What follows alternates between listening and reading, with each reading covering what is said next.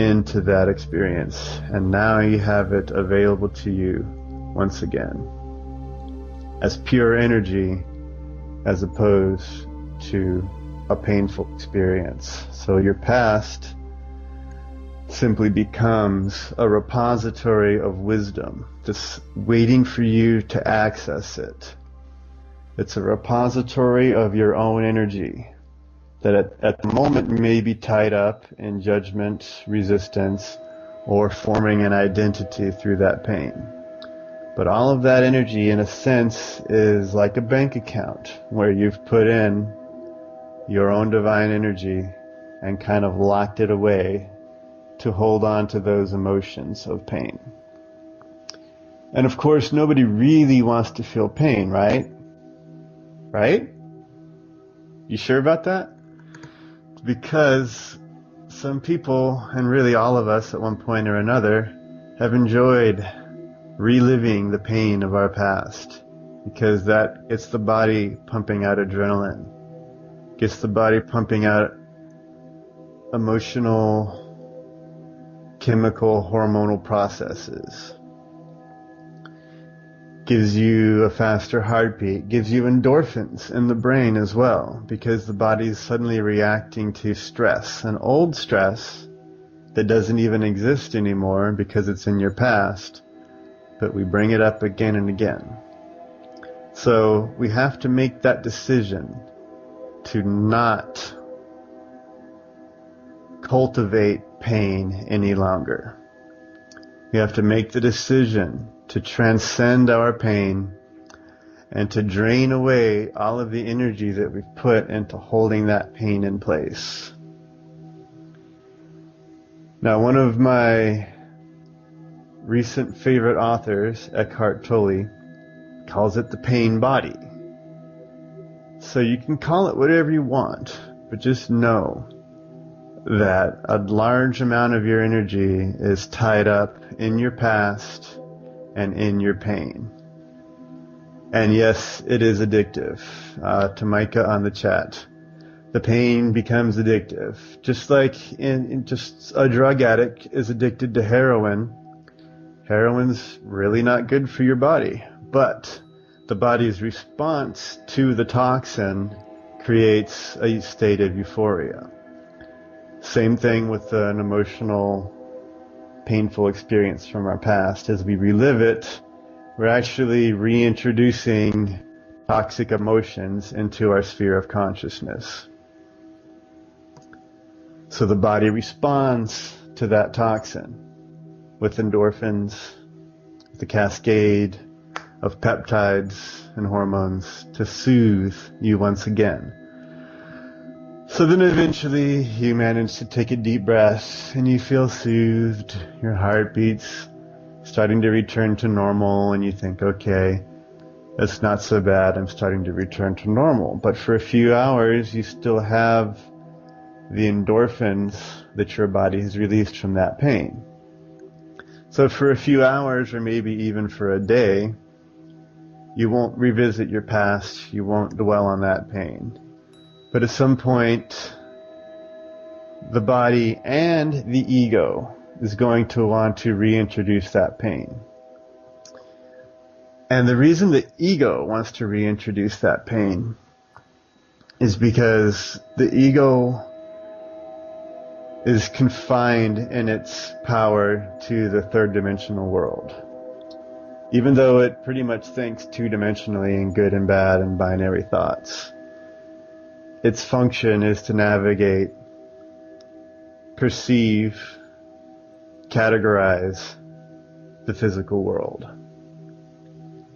And so it's going to remind you of your old pain from the physical world so that your thoughts and your consciousness stays within its third dimensional realm of the ego. The ego does not want you to think in fourth and fifth dimensional terms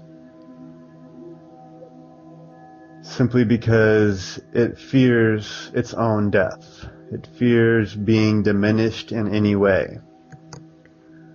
But the reality is that diminishing our ego is one of the most important things, the most important jobs that we have as entities who are working towards higher consciousness, towards a state of ascended consciousness. The ego cannot be ascended in its current state because it's doing 95% of the thinking in our minds, dragging up the past, worrying about the future, and the ego really likes its position of power in our minds. And it gets very upset, very scared when we begin to diminish it.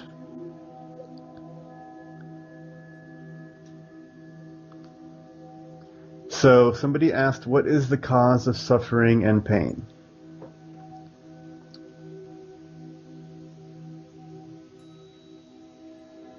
Ultimately, taken to its highest perspective that I currently have been able to access, suffering and pain is the result of judging an experience, resisting the experience, wishing it had never happened,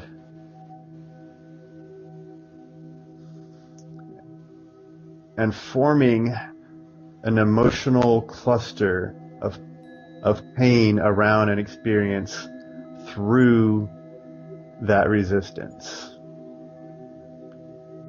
So what that really means is that something bad happened in childhood that we knew on some level we never wanted to have happen again. And we were angry that it happened to us. We were angry at somebody else for doing something to us. And we felt bad that that occurred. We wished it wouldn't have occurred. We resisted it. And we kept resisting it as every time we thought about it. We thought, oh, that was terrible. The reality, however, is that experience is just an experience that happened to happen to you or to me. And we only resist it or judge it and wish it wouldn't have happened because it happened to us. If we had, say, watched a movie where something bad happens to somebody, we don't take that on as suffering and pain. It doesn't really make us suffer. We might feel a little bummed out or depressed because of that movie triggering some old pain within us. But the experience that somebody else went through in that movie doesn't actually cause us pain. And so when we can go beyond our third dimensional mind and get into our heart, get into our throat, get into our pineal and our crown, and access the wisdom of our higher self and our galactic consciousness, we can then reclaim all of the suffering and pain, all of that energy that we've put into the suffering and pain back to us, so that our life becomes simply a series of events that happen to occur in the body that we now reside in a timeline that this body has experienced. And those experiences gave us wisdom because we transcended the pain that we chose to assign to them.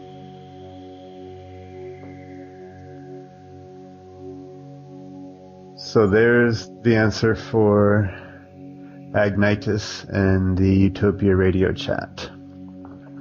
And yes, God wants us to be happy. God does not create our suffering.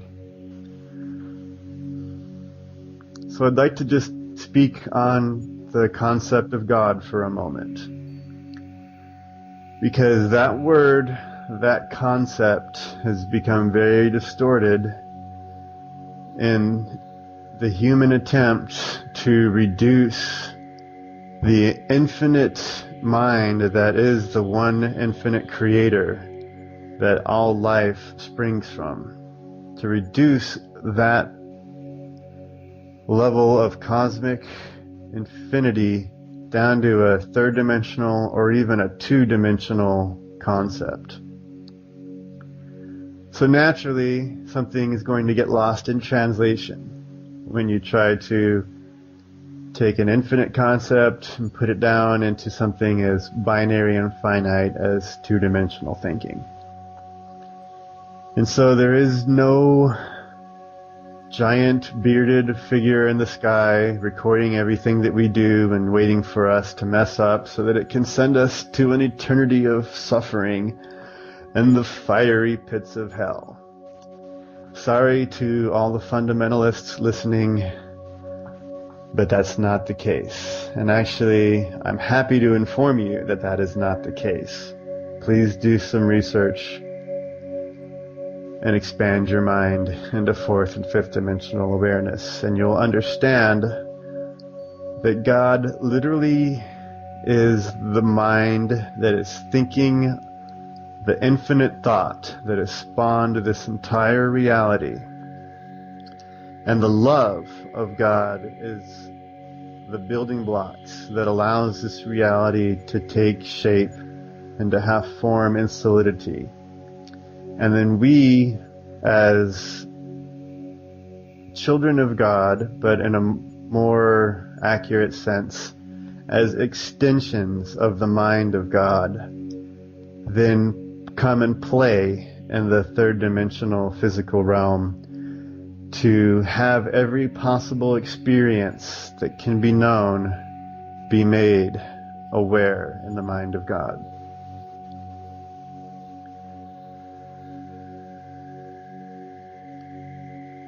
So this time, anybody who wants to ask any more questions, please type them quickly in the chat.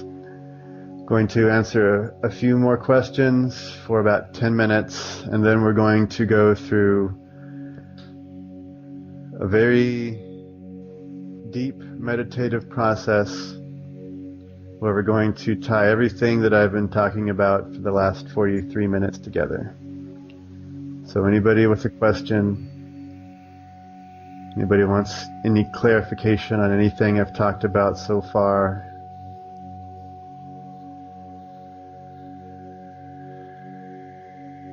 So the Galactic family, that's a good one. Thank you for reminding me of that, Micah. All too often, it's very easy for us, meaning those entities that have come here to uplift the world, the beings of light that we are, to feel very alone, very sad and depressed at the state of the world. Because due to the sensitivity that we have within our natural state of being, we're sensitive to that suffering. And we feel cut off from the higher levels, from the family that we left, so to speak, left behind to come here to physical reality.